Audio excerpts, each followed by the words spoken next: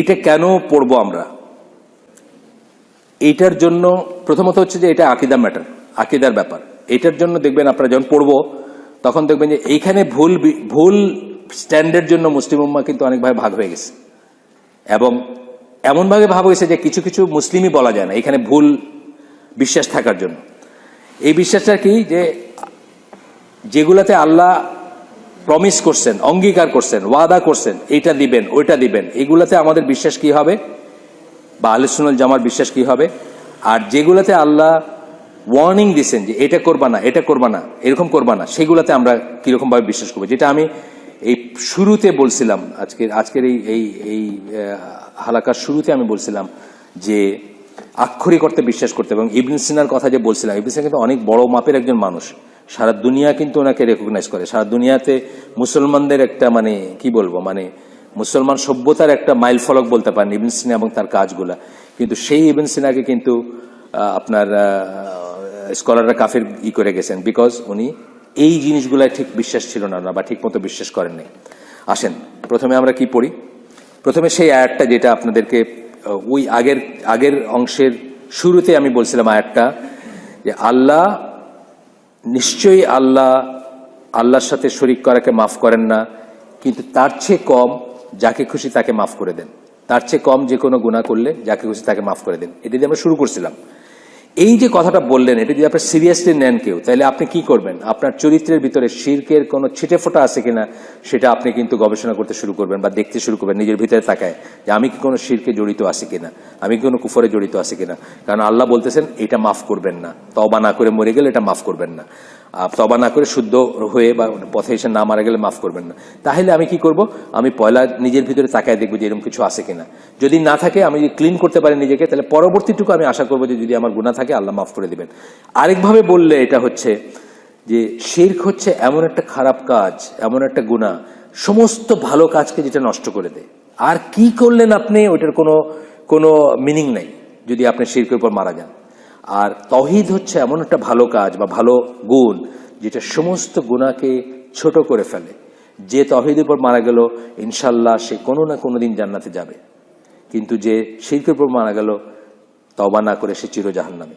এই জন্য আমরা বলি যে যখনই আমরা আগে করবো আমরা জিনিসটা খেয়াল রাখবো যে শিরক হচ্ছে এমন একটা খারাপ কাজ যেটা সমস্ত ভালো কাজকে নষ্ট করে দিবে, আর তাওহীদ হচ্ছে এমন একটা ভালো গুণ যেটা সমস্ত গুনাহকে ছোট করে দিবে, আপনার আল্লাহর কাছে ক্ষমার যোগ্য করে দিবে। আচ্ছা, এরপর বলতেছেন যে যারা মেজর কুফর, যেটাকে বলি মেজর কুফর মানে কুফর আকবর, কুফরের ভিতর বড় ছোট কুফর আছে, এবং কাফের হিসেবে মারা যাবে, তারা তো চির জাহান্নামী। এবং এইখানে বলতে গিয়ে একটা হাদিস কোট করতেছেন, ওই হাদিসটা যে হাদিসটা আমরা আজকে পড়ছিলাম একটু আগে পড়ছিলাম, অন্য প্রসঙ্গে পড়ছিলাম, বুখারী এবং মুসলিমের হাদিস। এক বিগত দূরে থাকবে বললাম না জান্নাত থেকে, তারপর একটা খারাপ মানে একটা কিছু করবে, কদর তাকে টেক ওভার করবে, সে জাহান্নামে চলে যাবে। অথবা এক বিগত দূরে থাকবে জাহান্নাম থেকে, ভালো একটা কাজ করবে, সে চলে যাবে।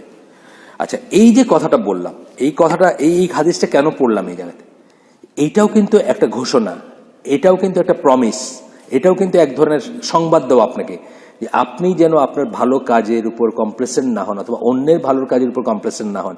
আপনি যদি মনে না করেন যে আমার ভালো কাজ হয়ে গেছে, আমার করা হয়ে গেছে, আমি জান্নাতি হয়ে গেছি, বা আরেকজন জান্নাতি হয়ে গেছে, বুঝছেন না, এটি যেন মনে না করেন। এই জন্য কিন্তু এইটাও একটা ঘোষণা, এটাও একটা আপনাকে সতর্ক করা যে আপনি যেন ভালো কাজে মানে সন্তুষ্ট না হয়ে যান নিজের উপরে বা অন্যের উপরে। এমন মানুষ আছে, বাংলাদেশেই আছে, যারা বলে যে তাদের আর ইবাদত করতে হয় না, কারণ তারা ওই পৌঁছায় গেছে, ইনসান কামিল হয়ে গেছে, তাদের আর ভালো কাজ করার কোনো দরকার নেই। এবং তাদের অনেক ফলোয়ার আছে, লক্ষ লক্ষ ফলোয়ার আছে তাদের। আচ্ছা, এরপরে আসবে একটা, এটা দুইটা ভার্সন আসছে, দুইটা ভার্সন আসছে হাদিসের, একই কথা, তাই সেই জন্য আমি দুইটা পড়লাম না। এরপরে আসবে সূরা বাকারার 25 নম্বর আয়াত, যেখানে আল্লাহ বলতেছেন যে তাদেরকে সুসংবাদ দাও, যারা বিশ্বাস করে তাদেরকে সুসংবাদ দাও, যারা বিশ্বাস করে এবং যারা সৎ কাজ করে তাদেরকে সুসংবাদ দাও। কিসের বাগান, যে বাগানের নিচে রিভার মানে নদী বা ঝর্ণা প্রবাহিত হয়। এই যে কথাটা বললেন, এটা আক্ষরিক অর্থে বিশ্বাস করতে হবে। এই জন্যই আমাদের এটা আসতেছে যে ধরেন একটা বর্ণনা আছে যে কাফেরদের শরীরটা বড় করে দেওয়া হবে, পড়ছেন না বর্ণনাটা? জাহান্নামী যারা, তাদের শরীরের এটা বড় করে দেবে। কেন? যাতে সারফেস এরিয়া বেড়ে যায়, যে সারফেস এরিয়া পড়বে সেটা যেন বেড়ে যায়, মানে পানিশমেন্টের এরিয়াটা যেন বেড়ে যায়, সেজন্য এটা আক্ষরিক অর্থে বিশ্বাস করতে হবে। আপনার কাছে ভিজুয়ালাইজ করতে পারেন আর না পারেন, এই জন্য অনেক কিছু আমরা ভিজুয়ালাইজ করতে পারি না। যে জিনিসটা দেখা যায় না সেটার আবার ওজন কেমনে হবে, এটা একটা কথা না? আমাদের কি আমল ওজন করা হবে বলছেন না? ওজন করা হবে বলছেন তো আল্লাহ, একদম ফিজিক্যাল সেন্সে ওজন করা হবে বলছেন। তো যে জিনিসটা দেখা যায় না সেটা ওজন কেমনে করা হবে, এটা অনেকে মনে আসতে পারে, কিন্তু আক্ষরিক অর্থে বিশ্বাস করতে হবে যে সেই জিনিসটা ওজন করা হবে। তার কারণ দেখা না গেলে ওজন করা যে যায়, এটা তো আমরা এই গত 100 বছরে শিখছি না। আমরা এক সময় জানতাম না যে বাতাসের ওজন করা যায়, এখন বুঝি না বাতাসের ওজন করা যায়। দেখা না গেলে ওজন করা যায় না, এটা কোনো কথা না। আর আল্লাহ আমাদের সৃষ্টিকর্তা এবং সমস্ত নিয়মের সৃষ্টিকর্তা, সমস্ত নিয়ম, সমস্ত ফিজিক্সের ল, সবসময় ম্যাথমেটিক্সের ল এর সৃষ্টিকর্তা। উনি বলবেন আমলে ওজন করা যাবে। আমরা একদিন এটা নিয়ে আলাপ করছিলাম আগে। আচ্ছা, আসেন এরপরে বলতেছেন যে মুত্তাকিদের কথা বলতেছেন, তারা কিভাবে বসে থাকবে জান্নাতে, সেই কথা বলতেছেন যে আল্লাহর কাছে বসে থাকবে, আল্লাহর কাছাকাছি একটা জায়গায় বসে থাকবে।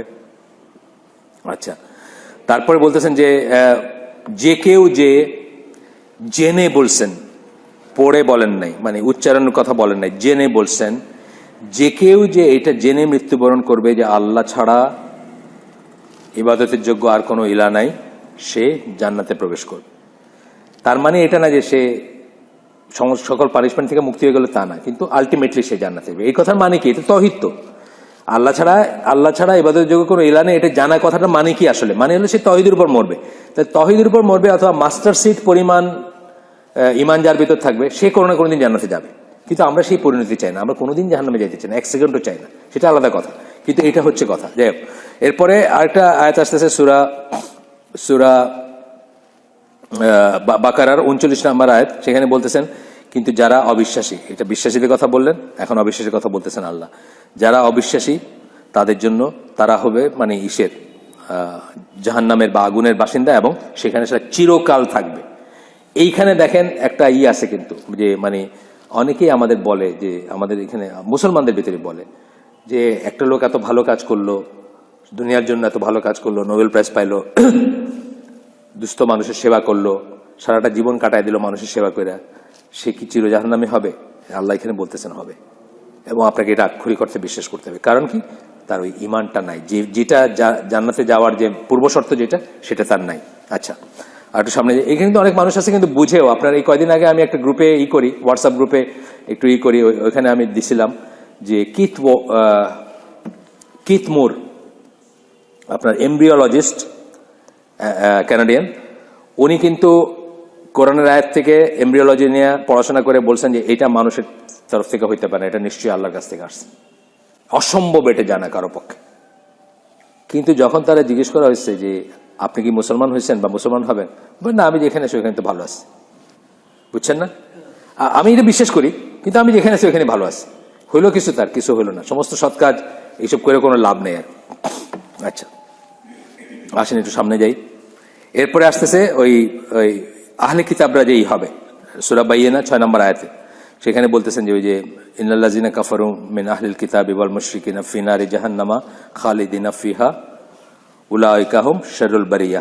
এটা আমরা আয়াতটা জানি, কিন্তু ওইখানে বলতেছেন যে আহলে কিতাবরা, যে আহলে কিতাবদের ভিতর যারা নবী রাসূল, আমাদের নবী মুহাম্মদ সাল্লাল্লাহু আলাইহি সাল্লামের কথা শুনলো অথচ তার উপর ঈমান, এটা একটা হাদিসে আসছে যে তারা আখিরাতে ক্ষতিগ্রস্ত, অর্থাৎ তারা জাহান্নামী এবং আগুনের আর কি। যাই হোক, এই যে ওয়াদাটা, এইটা মানে এই যে কথাটা যে তারা ক্ষতিগ্রস্ত বা তারা জাহান্নামী বা তারা আগুনে, এই কথাটা যদি আক্ষরিক অর্থে কিতমোর বিশ্বাস করত, তাহলে কিন্তু সে খ্রিস্টান থাকতে পারতো না, তাই না?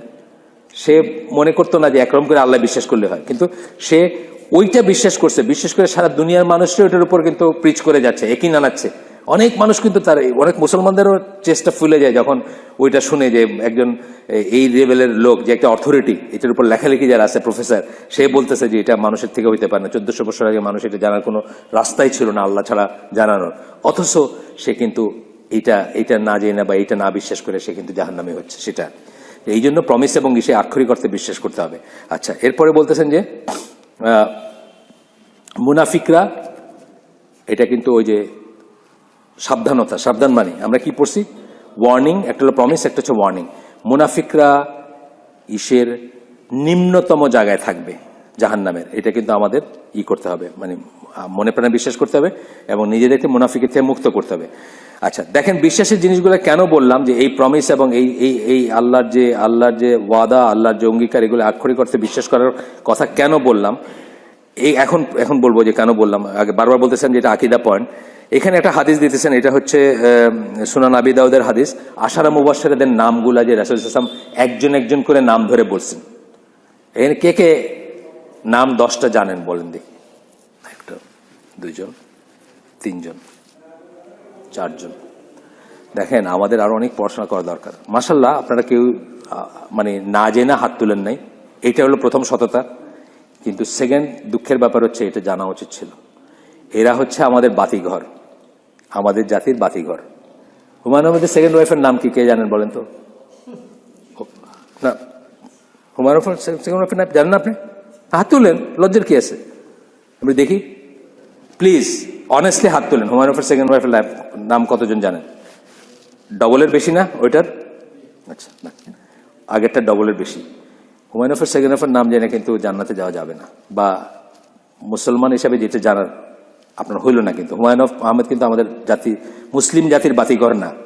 কিন্তু মুসলিম জাতির বাতিঘর কারা? এরা, যাদেরকে আপনি করে তাদের লাইট হাউস মনে করে তাদের দিকে যাবেন।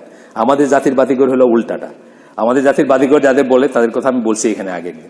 তাদের একজন মারা গেছে, মারা যাওয়ার পরে তার মৃত্যু দিবসে বাকিরা এখন তারা স্মরণ করতেছে, মোমবাতি জ্বালায় স্মরণ করতেছে।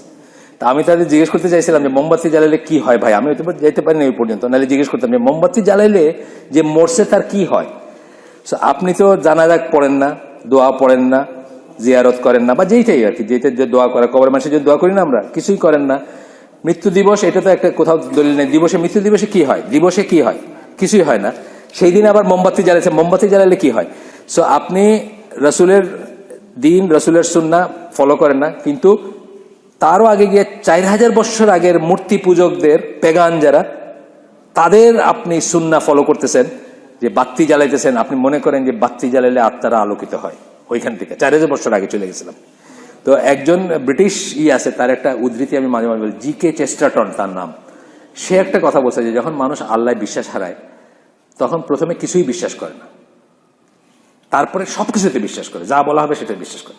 তো এরা মনে করতেছে প্রথমে আল্লাহ বিশ্বাস হারায় তারা জানাজা পড়ে না, তারা কবর দেয় না, তারা জিয়ারত বা কিছু কোনো দোয়া খায়ের করে না, এবং তারপরে এক সময় বিশ্বাস করতে শুরু করছে যে মোমবাতি জ্বালালে বোধহয় আত্মার কিছু একটা হয়, বুঝছেন না? তো এটা যাই হোক, এখানে আশারা মুবাশশিরদের নাম আমি বলে দেই, এটা লজ্জার কিছু নেই, আমরা শিখে নিব ইনশাল্লাহ।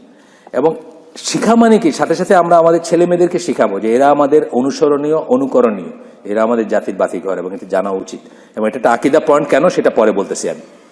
আবু বকর রাদিয়াল্লাহু আনহুম, সবাই একসাথে বললাম, আবু বকর, ওমর, উসমান রাদিয়াল্লাহু আনহু, আলী, তালহা, জুবায়ের, আব্দুর রহমান ইবনে আউফ, সাদ বিন আবি ওয়াক্কাস, তারপরে আপনার সায়েদ ইবন জায়েদ। এই নামটাই লেস পরিচিত, আমাদের কথায় বার্তায় কম আসে, বাকিগুলো তো খুব আসে, ইতিহাসে হোক বা লেখাপড়ায় খুব আসে। আর লাস্ট নামটা হচ্ছে আবু উবায়দা ইবনুল জাররাহ। এর নামটা জানেন তো, অনেকে জানেন না, এরকম ফেমাস একজন মানুষ, ওনার নিয়ে কোরআনের আয়াত নাজিল হয়েছে, এবং উনি ওমর রাদিয়াল্লাহু আনহুর ছিলেন, জেনারেল ছিলেন, সিপাহ সালার ছিলেন। আচ্ছা, এই যে 10টা নাম, এটা আকীদা পয়েন্ট কেন বললাম? শিয়ারা মনে করে একজন ছাড়া বাকি 9 জন কাফের, নাউজুবিল্লাহ, বাকি 9 জন কাফের হয়ে গেছেন, এটা শিয়ারা মনে করে, শুধু আলী রাদিয়াল্লাহু আনহু ছাড়া। এই যে মনে করে তারা, এইটা একটা আকীদা পয়েন্ট, আমরা তো এটা মনে করতে পারি না। এই জন্যই নামগুলা জানা আমাদের দরকার, আর আক্ষরিক অর্থে এটা বিশ্বাস করা দরকার যে কাফের হইলে আবার জান্নাতের অধিবাসী কেমনে হয়। এই যে বললাম প্রমিসে বিশ্বাস করতে হবে আপনাকে, প্রমিসে বিশ্বাস মানে আল্লাহ বলছেন এরা জান্নাতি, মানে এদেরকে মাফ করে দেওয়া হয়েছে, এরা কাফের হইতে পারে না। এরা একটু আগে পড়ছে কাফেররা চির জাহান্নামী, তাইলে আল্লাহ বলতেছেন এরা জান্নাতি, কেমনে? আল্লাহ রসুল বলতেছেন জান্নাতি, জীবিত অবস্থায় তাদেরকে জান্নাতের সুসংবাদ দেওয়া হয়েছে, নাম ধরে দেওয়া হয়েছে। আর অনেককে দেওয়া হয়েছে গ্রস ভাবে দেওয়া হয়েছে, কিন্তু এদেরকে নাম ধরে দেওয়া হয়েছে। আচ্ছা, তারপরে আসতেছে আরো যাদের কথা আছে, যে যাদের সাহাবী, যাদেরকে এদের বাইরেও আছেন, যাদেরকে জান্নাতি বলা হয়েছে। এখানে উকাশা ইবনে মুহসিন, আব্দুল্লাহ ইবনে সালাম, ইয়াসির রাদিয়াল্লাহু আনহু তার ফ্যামিলি, বেলাল ইবনে রাবা, তারপরে আপনার জাফর বিন আবি তালিব, আলী রাদিয়াল্লাহু আনহুর ভাই, তারপরে আমর বিন সাবিত, জায়েদ বিন হারিসা রাসূল সাল্লাল্লাহু আলাইহি ওয়াসাল্লামের পালক পুত্র ছিলেন একসময়, আব্দুল্লাহ ইবন রাওয়াহা, ফাতিমা রাসূল সাল্লাল্লাহু আলাইহি ওয়াসাল্লামের মেয়ে, ওনার নাম এখানে নাই, এই লিস্টে নাই, প্রথম 10 জনের লিস্টে নাই, কিন্তু এখানে আছে, আলাদাভাবে আসছে, দলিল আসছে। এরকম আরো আসছে, খাদিজা রাদিয়াল্লাহু আনহার কথা আসছে, আয়েশা রাদিয়াল্লাহু আনহার কথা আসছে, সাফিয়া রাদিয়াল্লাহু আনহার কথা আসছে, এবং হাফসা ওনাদের কথা আসছে, আল্লাহ রাসূলের ওয়াইফ, তাদের কথা আসছে। আল্লাহ তাদের উপর সবার উপর রাজি হন, আমরা এই করি। একইভাবে জাহান্নামের কথাও বলছেন কিন্তু রাসূল সাল্লাল্লাহু আলাইহি ওয়াসাল্লাম, কিছু মানুষকে নাম ধরে জাহান্নামী বলে গেছে। আমাদের কিন্তু আক্ষরিক অর্থে বিশ্বাস করতে হবে। এর ভিতর কে আছেন? আবু লাহাব একজন। আচ্ছা, এরপরে আছেন আবু লাহাব, তারপরে তার ওয়াইফ জামিল, উনি একজন, আরো এরকম আছে যাদের কথা জাহান্নামী বলে গেছেন। আচ্ছা, আবু লাহাবের ব্যাপারটা কিন্তু একটা স্পেশাল ব্যাপার, জানেন তো না? আবু লাহাবের এই ঘটনাটা কিন্তু কোরআনের একটা মিরাকল বলা হয়। মানে এটার উপর একটা বই আমি দেখছি, গোটা একটা বই আছে। অনেকেই দেখবেন এই সূরাটার একটা তুচ্ছতাচ্ছিল্য করে, মানে যখন পড়তে যায় তখন মনে করে এটা আবু লাহাবের কথা বলা হয়েছে, একজন মানুষের কথা, তার সে জাহান্নামে যাবে, তার বউয়ের গলায় রশি, বা এটা মানে রিসেট করার কি আছে? এই সূরাটা ইটসেলফ একটা মিরাকল, কোরআনের একটা অলৌকিকতার একটা প্রমাণ। কারণ এই আয়াতগুলো নাজিল হওয়ার পরে 10 বছরের মতো বেঁচে ছিল আবু লাহাব। সে কিন্তু চাইলে কোরআনকে মিথ্যা প্রতীয়মান করার জন্য মিথ্যা বলতে পারতো যে আমি ঈমান আনছি, সে কিন্তু সেটা বলেনি, তার মুখ দিয়ে এটা বাইরে হয়নি। বুঝছেন তো ব্যাপারটা কি বলছে? এখানে তো তারা জাহান্নামী বলছে না, আল্লাহ তো জাহান্নামী বলছেন। তো সে বলতে পারছে না আমি ঈমান আনলাম, তাহলে কোরআনের এই সূরাটা কিন্তু মিথ্যা হয়ে যেত। 10 বছরে কিন্তু আল্লাহ তাকে এটা নসিব করেন। এটা নিয়ে একটা গোটা বই আছে, আমি পড়ছি বইটা, যে কিভাবে কোরআনের প্রতিটি সূরার মাল্টিপল মোজেজা আছে, বা মাল্টিপল মিনিং আছে, এবং মাল্টিপল নিদর্শন আছে, আয়াত আছে, এবং কিভাবে কোন সূরাকে যেন আমরা ছোট করে না দেখি সেটা নিয়ে আর কি বলা হয়েছে।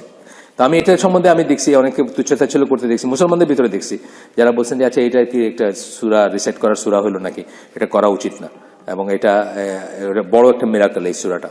যাই হোক, এরপরে বলতেছেন যে আহলে সুন্নাত জামা কারো ব্যাপারে জান্নাত বা জাহান্নামকে নিশ্চিত করে না। যেমন আমার ছোট ভাই, আমি আপনাদের আগেও বলছি, আমার ছোট ভাই কিন্তু বিডিআরে মারা গেছেন, ওই যে এসে, কিন্তু আমি কিন্তু ওকে শহীদ বলি না। আমি দোয়া করি যে উনি যে ওনাকে যেন আল্লাহ শহীদ হিসেবে কবুল করেন, আমি দোয়া করি, কিন্তু আমি শহীদ বলি না, কারণ আমি তার ইমানের স্ট্যাটাস জানি না। এটাই বলতেছেন যে আহলে সুন্নাত জামাত do not affirm in definitive terms that any specific person will be in paradise or in হেল।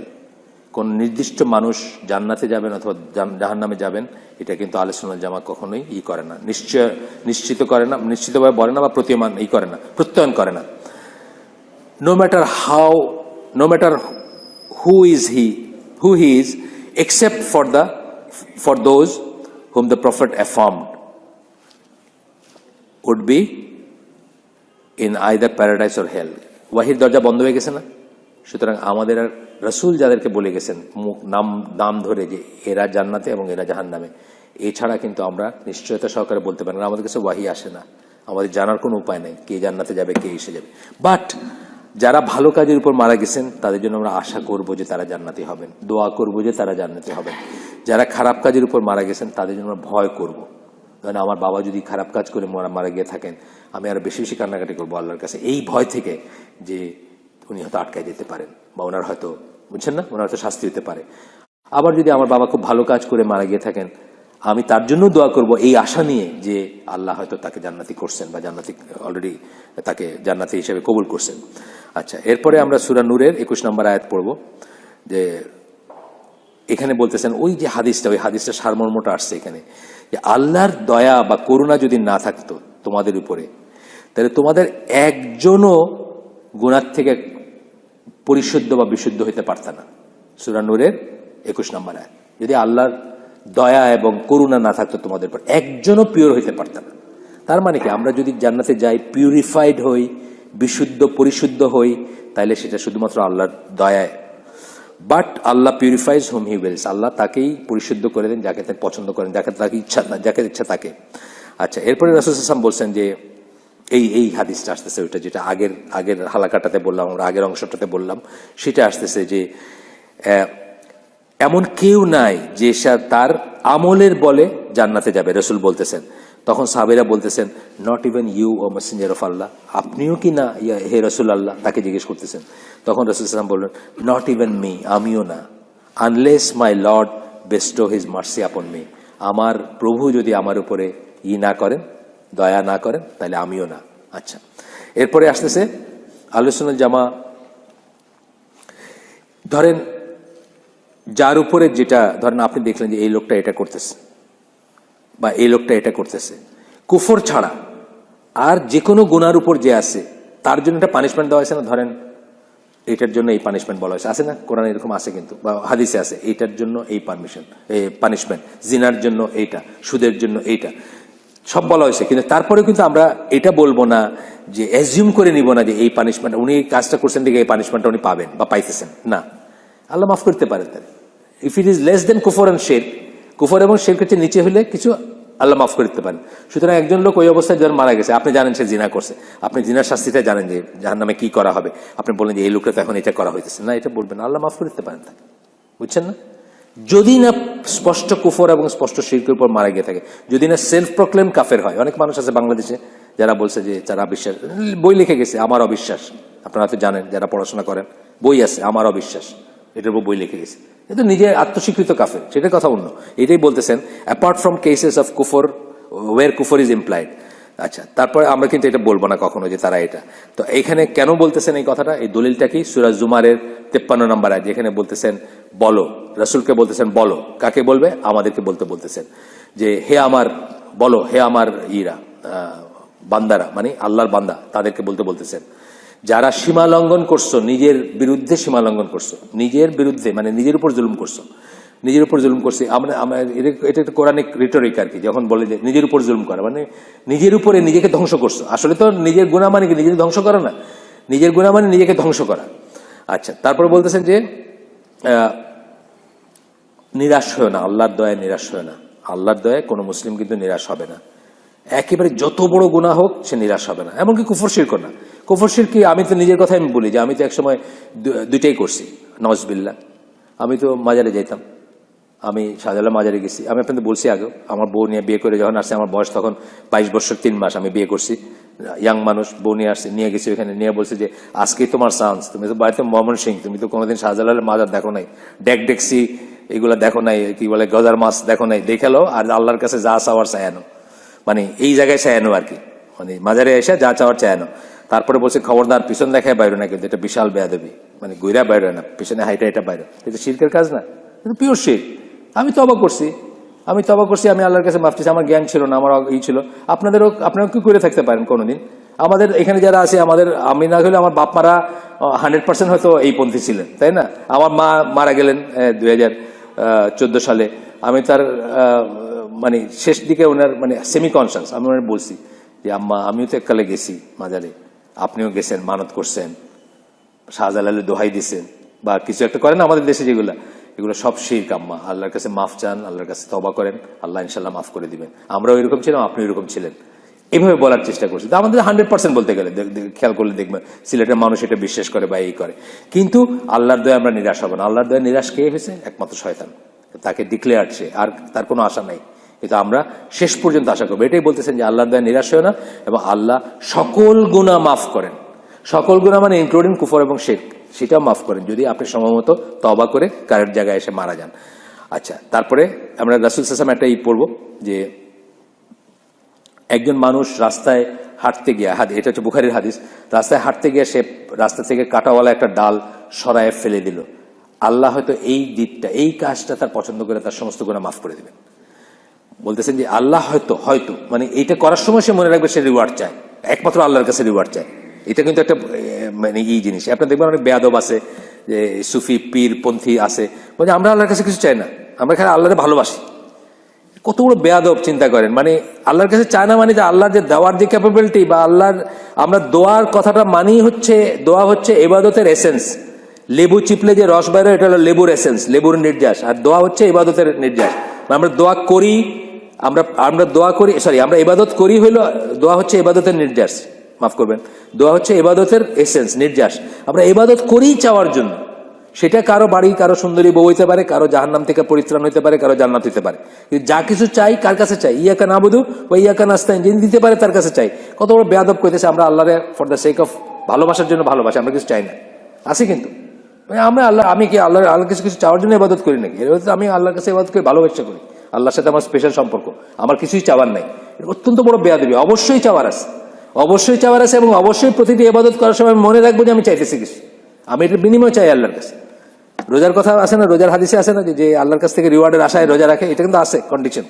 আচ্ছা, এরপরে বলতেছেন যে আল্লাহ হয়তো তার অ্যাপ্রিসিয়েট করতে পারেন এবং তার এটা মাফ করে দিতে পারেন, তাকে এই জন্য মাফ করে দিতে পারেন। এটাও শেষ হয়ে যাচ্ছে ইনশাল্লাহ। তারপর আমরা একটু প্রশ্ন উত্তরেরই করবো, তারপরে আমরা উইল কল ইট ডে ইনশাল্লাহ, শেষ করে দিব। এরপরে বলতেছেন যে আহলে সুন্নাহ জামাত বিশ্বাস করে যে প্রতিটি সৃষ্ট জীবের নির্দিষ্ট জীবন সময় আছে, জীবন কাল আছে, এবং কেউ আল্লাহর অনুমোদন ছাড়া মৃত্যুবরণ করে না, 1 সেকেন্ড আগেও না, 1 সেকেন্ড পরেও না। যখন উপযুক্ত সময়টা আসবে সেটা কেউ দেরি করতে পারবে না। Weather a person dies or is killed, মানে যে মরুক অথবা সে এমনি মরুক অথবা তাকে হত্যা করা হোক। আপনারা দেখেন আল্লাহ এই আয়াতটা দিচ্ছেন, হ্যাঁ, সূরা আল ইমরানের 145 নম্বর আয়াত, যে আল্লাহর ছাড়া কেউ অ্যাপয়েন্টেড টার্মের আগে বা পরে মরতে পারবে না, ওই সময় মরবে। আর আরেকটা কি বলছিলেন, যে বাসায় যদি থাকতা, ওই যে একদল চলে গেল না করে যুদ্ধ রণভঙ্গ দিয়ে চলে গেল না, যদি তোমরা এটা না করতা তাইলে তোমাদের এরকম হইতো না, এইসব কথা বলে না মানুষ। বাসায় যদি থাকতো আর তোমার যদি মৃত্যু হইতো, তোমাকে সেই মৃত্যু এখানে খুঁজে বাইর করতো আর কি। আপনারা জানেন এগুলা মানে আল্লাহ বলছেন যে কোনো মানে কোন ওই যে সুলাইমান আলাইহিস সালামের গল্পটা আছে না, জানেন না, একটা গল্প আছে, এটার অথেন্টিসিটি আমি জানি না, কিন্তু গল্পটা খুব মজার গল্প আমার কাছে। যে ওনার সাথে এক লোক হাঁটতেছিল, তো আজরাইল আসছিলেন ওনার সাথে দেখা করতে। আজরাইল আমরা বলি না, এটা ইহুদি সুন্নাত থেকে আসছে, সেই জন্য বললাম আজরাইল। তো আজরাইল আসছেন দেখা করতে সুলাইমান আলাইহিস সালামের সাথে। তখন ওই লোকের দিকে নাকি এমনভাবে তাকাইছেন, ওই লোক খুব নার্ভাস হয়ে গেছে। নার্ভাস হয়ে গিয়ে সুলাইমান আলাইহিস সালামকে বলছে যে আপনার তো ওই যে ম্যাজিক কার্পেট আছে, আপনি আমাকে একটু এমন জায়গায় পাঠাই দেন, মানে দূরে কোথাও পাঠাই দেন, ওই ভারতবর্ষ বা কোথাও পাঠাইতে বলছে, পাঠাই দিয়েছেন তাকে উনি সেটা দিয়ে। তো পাঠা দেওয়ার পরে ওই আজরাইলকে জিজ্ঞেস করছেন সুলাইমান আলাইহিস সালাম যে তুমি কি করছো, যে তোমার দেখা ওই লোক ভয়ে এসে চলে গেল, মানে কিভাবে তাকাইছো তার দিকে, যে ভয়ে একদম দেশ ছেড়ে ইন্ডিয়া চলে গেল বা ভারতবর্ষে চলে গেল। তখন আজরাইল তাকে বলছেন যে আমি অবাক হয়ে তার দিকে তাকাইতেছিলাম, যে ওর তো আমার পরের দিন ওইখানে জান কবজ করার কথা, ও তোমার সাথে কি করতেছে, আমি এটা তাকাই দেখতেছিলাম, বুঝছেন না। আসলে যদি একটা জোক বা যদি একটা লাইট গল্প, কিন্তু এই গল্পটার ভিতরে কিন্তু অনেক আছে। আল্লাহ কি বলছেন, কেউ জানে না কোথায় তার মৃত্যু হবে, এটা বলছেন, কিন্তু সময় বলেন নাই, কিন্তু স্থান বলছে। কেন বলছেন স্থানটা? কারণ স্থানটা অনেক, আমরা তো সবাই মরবো আমরা জানি, কিন্তু আজকে যদি কেউ বলতো যে তাকওয়া মসজিদে গেলে তুমি নিশ্চিত মরবো, আপনি আসতেন না, আপনার মনে হইতো যা তাকওয়া মসজিদে না গেলে বলে ইসের থেকে বাইসে যাবো। এই জন্য আল্লাহ স্থান বলছেন, কিন্তু আল্লাহ সময় বলেন নাই। আল্লাহ বলছেন কেউ জানে না কোন জায়গায় সে মারা যাবে। অপারেন্টর টার্ম বলছেন, সেটা আলাদা কথা, কিন্তু কোন জায়গায় মরবে এটা কিন্তু জায়গা বলছেন। কারণ জায়গাটা বলছেন যে এটা নিশ্চিত, যে জায়গা জানলে আপনি যাইতেন না ওখানে, যে বেটা রেলের নিচে পড়ে মরবে ওই বেটা রেল লাইনে যাইতো নাকি আজকে জানলে, যাইতো না, এইটা বলছেন আল্লাহ। যাই হোক, তো এরপরে আরেকটা আয়াত আছে এখানে, সূরা নিসার 122 নম্বর আয়াত। এখানে বলতেছেন যে ওই যে তাওহীদ, আহলে সুন্নাহ জামাত বিলিভস, মানে আহলে সুন্নাহ জামাত মানুষজন বিশ্বাস করে যে আল্লাহ মানে প্যারাডাইস, মানে জান্নাতের ব্যাপারে আল্লাহ বিশ্বাসীদের যেই করছেন সেটাকে বিশ্বাস করে, এবং পানিশমেন্টে যেই করছেন সেটা বিশ্বাস করে। এবং এটা বলে এই আয়াতটাই করতেছেন যে বিশ্বাসীরা কিভাবে থাকবে এবং কাফেররা কিভাবে থাকবে, এটা বলতেছেন এখানে।